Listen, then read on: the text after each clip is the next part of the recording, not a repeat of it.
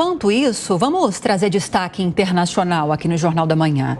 A vice-presidente dos Estados Unidos e agora candidata presidencial democrata, Kamala Harris, lidera as intenções de voto contra o ex-presidente republicano Donald Trump em 3 estados que podem ser determinantes para as eleições de novembro.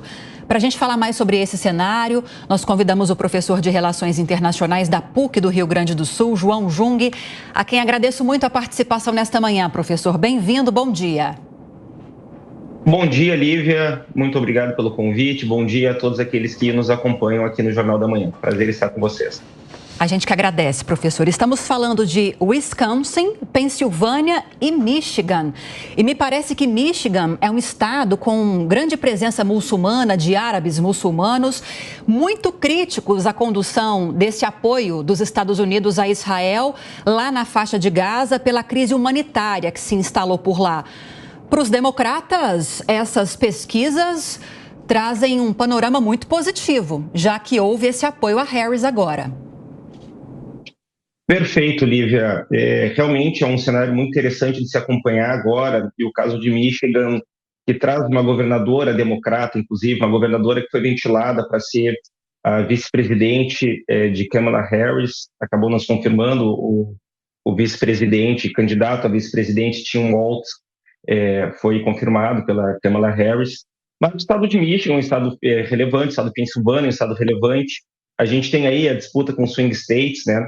E no caso de Michigan, no caso em relação à política externa dos Estados Unidos e no que tange a relação dos Estados Unidos com Israel, com a Palestina, nesse conflito que se prolonga, já influencia o próprio governo Biden, na verdade. Mesmo antes de Kamala Harris despontar enquanto a candidata do governo do Partido Democrata, o Joe Biden já estava enfrentando algumas questões em relação à sua base política, pois a gente tem uma parte do eleitorado democrata crítico, né? Não apenas em Michigan, mas no nível nacional, crítico à forma como os Estados Unidos apoia Israel, e que é um apoio tradicional que os Estados Unidos faz a Israel, não é uma coisa do governo Biden, não seria uma coisa apenas do governo Trump, mas é um objetivo estratégico da política externa dos Estados Unidos, o apoio a Israel.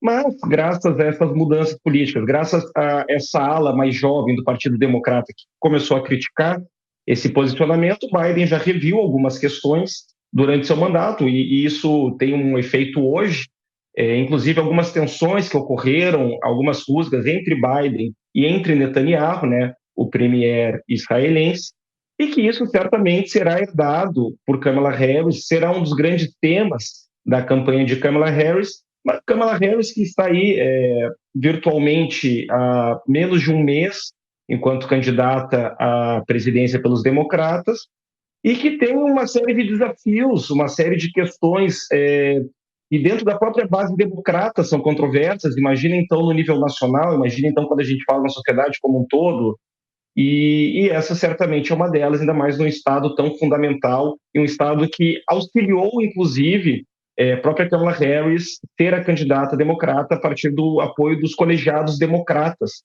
no estado de Michigan. Professor, bom dia. Kamala Harris é capa da revista Time, publicada ontem, não é? Há um retrato dela em que ela está à frente de um grupo de apoiadores em um evento de campanha, né?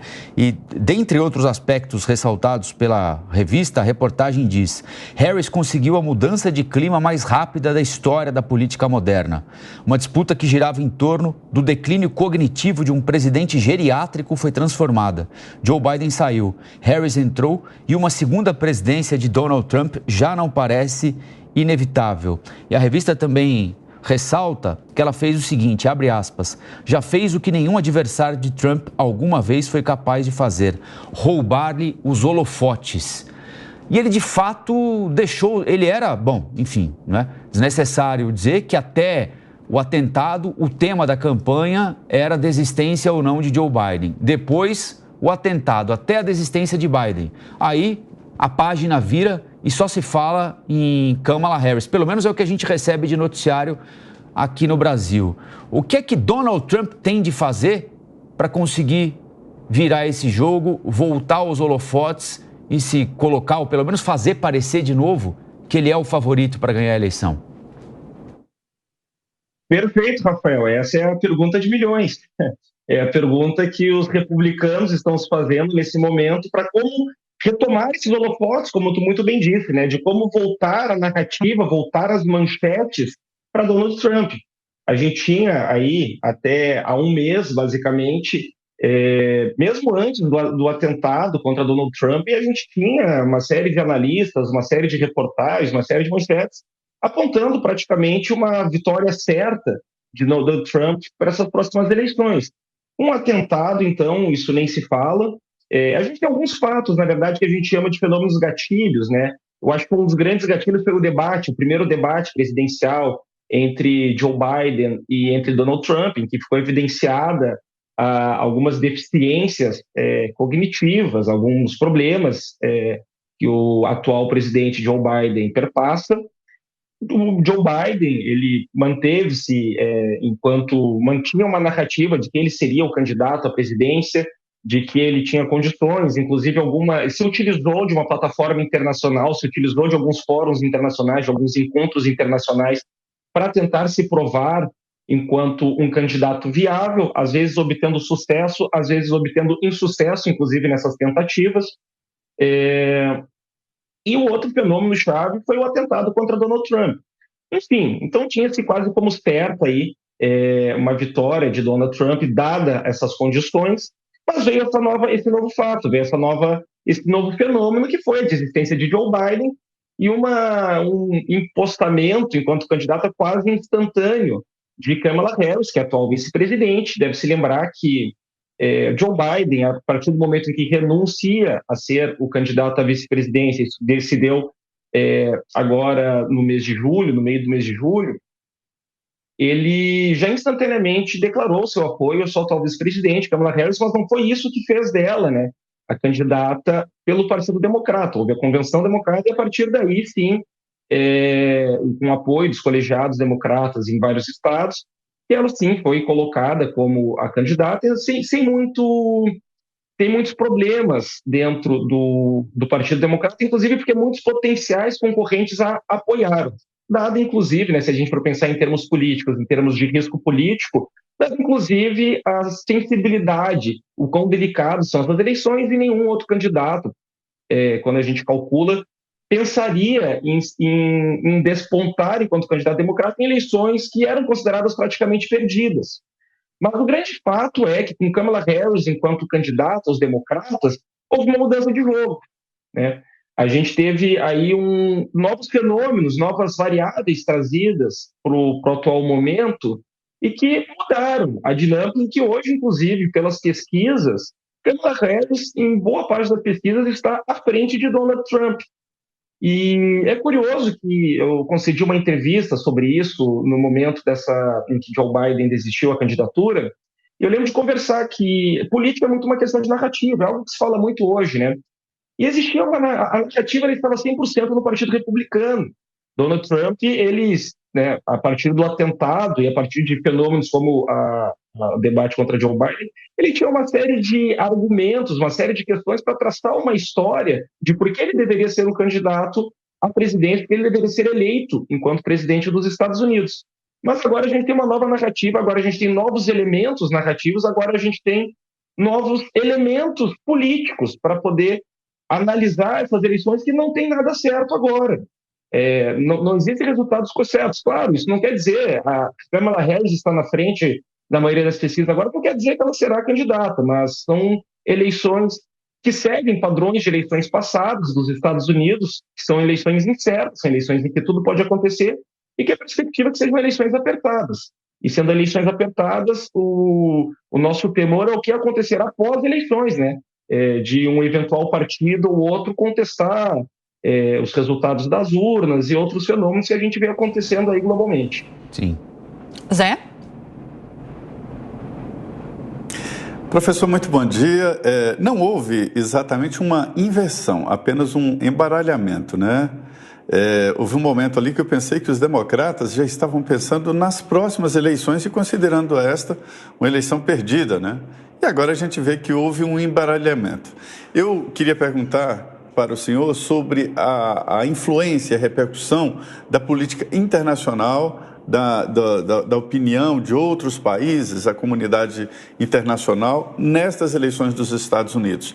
Os americanos são tão blindados que não ligam para isso. Perfeito, José Maria. Ligam sim, tá? Nos Estados Unidos, a opinião internacional, a projeção e posicionamento dos Estados Unidos no mundo é uma questão essencial em eleição, é uma questão definidora de eleição, é uma questão que está nas plataformas muito bem explícitas de todos os candidatos. Eu concordo contigo em relação ao embaralhamento, mas quando eu falo da inversão, falando em relação aos holofotes. A gente tinha as manchetes dos holofotes em Donald Trump, agora as manchetes dos holofotes passaram para Kamala Harris. Mas é claro que isso, dentro do todo, dá a esse embaralhamento, e nisso eu concordo contigo. Mas em relação a essa perspectiva internacional, a gente tem algumas questões. A política externa dos Estados Unidos é uma política externa que serve de tradições. Ela segue algumas linhas. A política externa, em geral, até no Brasil, dado o seu métier natural, ela passa perspectivas de tradições que muitas vezes transcendem governos, transcendem perspectivas e ideias de governo. Mas, enfim, essas tradições de política externa nos Estados Unidos, elas são muito vinculadas ao que é a política externa de um partido republicano, independente de qual é o candidato republicano, e o que é uma política externa democrata, independente da política externa democrata. A política externa democrata, ela é uma política externa que tende a ser uma política externa mais, o que a gente chamaria, dentro de política externa, mais intervencionista. Aquela política externa de uma projeção global dos Estados Unidos enquanto uma espécie de bastião moral do mundo, intervindo em assuntos alheios. Enquanto o Partido Republicano, tradicionalmente, tem uma linha de política externa que se chama de uma política externa isolacionista. O que quer dizer isso? Não quer dizer que se aparta do mundo, mas quer dizer que olha primeiro as questões internas dos Estados Unidos, se preocupa primeiro com o seu contexto doméstico e se valer do contexto internacional para este contexto doméstico. Foi isso que fez, isso é muito evidente no que foi o governo Donald Trump, inclusive em relação à saída dos Estados Unidos de alguns acordos internacionais, da não participação dos Estados Unidos em alguns fóruns multilaterais, da tentativa de renacionalização de uma série de empresas e indústrias dos Estados Unidos que tinham se deslocado para o Sudeste Asiático. Então, isso marca o que seria uma política externa, o que é o esperado da política externa de Donald Trump, que vai seguir algumas questões, algumas tradições que já foram postas por ele em seu governo em prática, mas que já vêm de antes dele. Enquanto Kamala Harris, assim como Joe Biden, tem essa tendência democrata de ter essa amplitude global, de se preocupar fortemente com as questões globais. Então, a gente tem uma política externa um pouco mais pulverizada, esperada no caso de Kamala Harris, e uma um pouco mais afunilada no caso de Donald Trump. Isso afeta uma série de questões, como as questões que conversávamos aqui antes, né? Desses conflitos que acontecem hoje, como questão Israel-Palestina, Rússia e Ucrânia, e a própria questão da Venezuela, que ocorre hoje, né, que os Estados Unidos acompanham atentamente, né? A Venezuela é um país importante para os Estados Unidos por uma série de fatores, importante para o Brasil por uma série de fatores, e que nesse contexto de crises constantes aí de mais de décadas, a gente vive um novo epicentro agora, a gente vive uma nova eclosão de um cenário conflitivo na Venezuela. Mas no que tange os Estados Unidos, é isso que a gente pode resumir do que é a tradição e do que é esperado de ambos os candidatos no que tange a projeção global, e é claro que isso se reflete no que o mundo espera dos Estados Unidos. Para alguns países é mais interessante essa política externa mais intervencionista, para outros é mais interessante essa política externa mais isolacionista dos Estados Unidos. Conversamos com o professor de Relações Internacionais da PUC do Rio Grande do Sul, João Jung. Professor, muito obrigado pela entrevista e até a próxima. Obrigado, Rafael. Obrigado a todos os nossos ouvintes. Um grande abraço.